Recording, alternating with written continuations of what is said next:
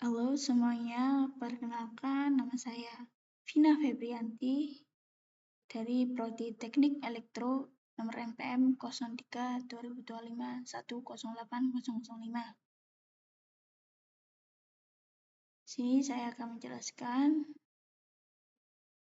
jurnal dari kelompok saya yang berjudul Preview Kinerja Gas Alternatif Pengganti SF6 pada Sistem Isolasi Tekanan Tinggi.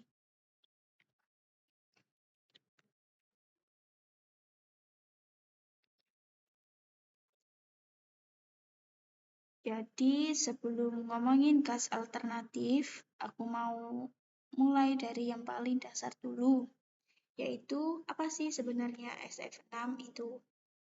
SF6 itu singkatan dari sulfur hexafluorida, yaitu gas terdiri dari 1 atom sulfur dan 6 atom fluor.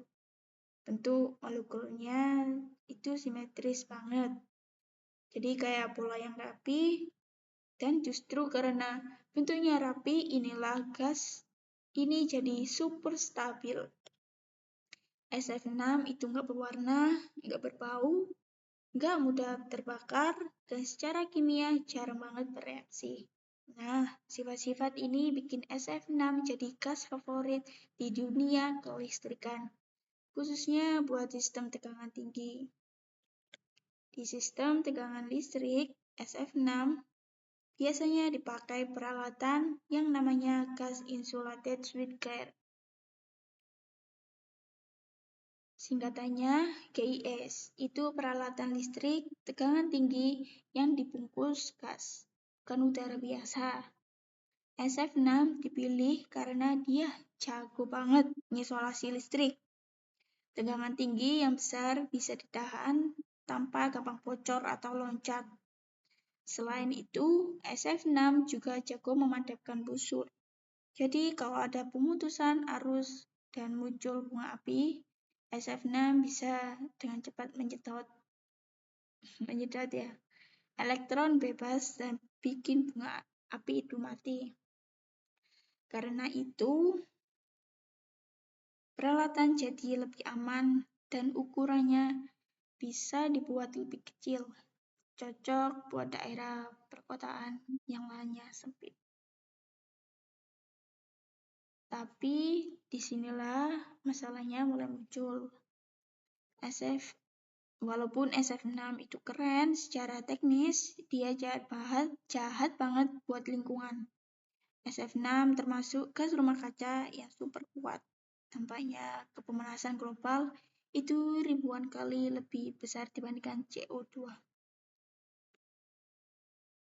Dan bikin makin parah, gas ini awet banget di atmosfer. Bisa bertahan puluhan bahkan ratusan. Jadi sekali bocor, efeknya panjang. Makanya negara-negara maju terutama di Eropa mulai mikir, oke, ini gas hebat tapi nggak ramah lingkungan. Akhirnya para peneliti mulai cari jalan tengah.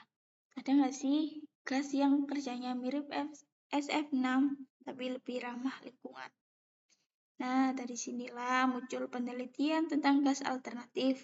Salah satunya yang paling sering dibahas adalah gas yang namanya fluoronitel atau C4V7N. Gas ini masih satu keluarga sama SF6. Ya, karena sama-sama banyak atom fluor, jadi sifatnya juga elektronegatif. Artinya, dia juga bisa nangkep elektron dan nahan proses ionisasi. Bedanya nilai GWP dari C4V7N lebih rendah. Jadi nggak separah SF6 kalau bocor ke lingkungan. Tapi C4V7N ini nggak dipakai sendirian. Biasanya dia dicampur sama gas lain kayak nitrogen atau karbon dioksida. Gas-gas ini fungsinya sebagai gas penyangga. Ibaratnya C4V7N itu bintang utamanya, sedangkan N2 atau CO2 itu pendamping. supaya campurannya stabil dan bisa dipakai di tekanan tertentu. Menariknya, dari hasil penelitian yang direview jurnal ini, campuran C4V7N sekitar 5-10%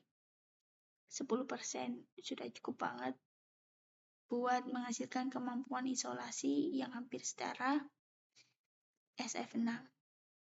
Jadi nggak perlu 100%, tapi performanya sudah mendekati. Selain itu, ada juga gas alternatif lain yang dibahas, namanya perfluoroketon atau C5V10O. Kalau soal lingkungan, gas ini bakal lebih ramah lagi karena nilai GWP-nya hampir 0. Gas ini gampang terurai di alam, jadi nggak bertahan lama di atmosfer. Tapi ada kekurangan juga dong. Gas ini nggak bisa dipakai murni karena tekanannya uapnya rendah. Jadi sama seperti C4V7N, gas ini juga harus campur dengan gas lain supaya bisa dipakai di sistem tekanan tinggi. Untuk menentuin apakah gas-gas ini beneran layak atau enggak, para peneliti biasanya lihat satu parameter penting yang namanya medan listrik tereduksi kritis atau E/N. Gampangnya E/N ini menunjukin seberapa kuat gas itu nahan ionisasi. Semakin tinggi nilainya, berarti gasnya makin kuat sebagai isolasi.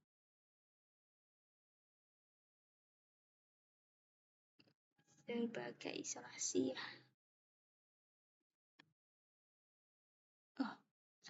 Gampangnya E/N ini nunjukin seberapa kuat gas itu nahan ionisasi.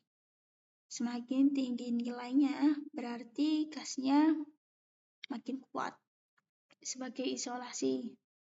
Dari hasil kajian jurnal campuran C4V7N dengan N2 atau CO2 ternyata punya nilai E/N yang hampir sama dengan SF6. Ini jadi bukti kuat kalau secara fisika gas ini bisa bersaing sama SF6. Nggak cuma itu, gas isolasi juga harus kuat kalau kena gangguan tiba-tiba. Misalnya nih, tegangan impuls petir. Petir itu singkat ya, tapi tegangannya gede banget dan bisa bikin isolasi jebol. Dari hasil review, campuran C4V7N dengan CO2 menunjukkan respon yang cukup stabil terhadap impuls petir. Nilai tembusnya nggak terlalu menyebar, artinya perilakunya konsisten dan bisa diandalkan. Tekanan gas juga berpengaruh. Makin tinggi tekanannya, biasanya makin kuat nahan impuls sampai titik tertentu.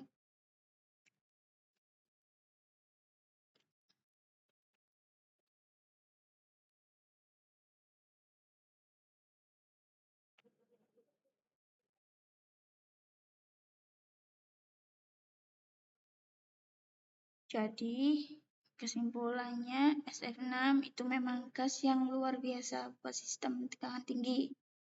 Tapi dampaknya ke lingkungan bikin kita nggak bisa terus-menerus bergantung sama dia. Gas alternatif seperti C4V7N dan C5V10O muncul sebagai solusi yang lebih ramah lingkungan. Dari hasil kajian, terutama C4V7N, dengan campuran yang tepat, performanya sudah mendekati SF6. Tinggal nunggu penelitian lanjutan supaya gas-gas ini benar-benar siap dipakai secara luas di dunia industri. Berikut penjelasan dari saya. Semoga yang melihat video ini bisa sedikit tahu mengenai SF6 itu apa. Dan jika ada salah kata, mohon dimaafkan. Ya, sekian dari saya. Terima kasih. Salam sehat untuk kita semuanya. Assalamualaikum warahmatullahi